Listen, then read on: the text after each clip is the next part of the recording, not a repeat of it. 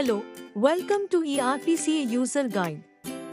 Today we will learn how to create user in ERPCA. Go on the top left menu and click on User. Inside User, go on top right and click on New User button.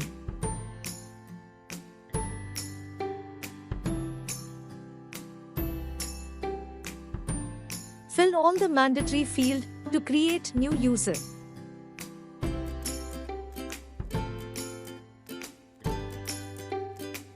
After filling all fields, click on Submit button.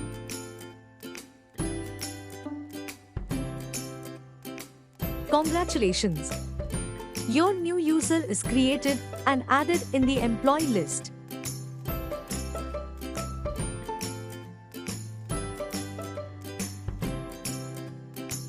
As you can see, user is added.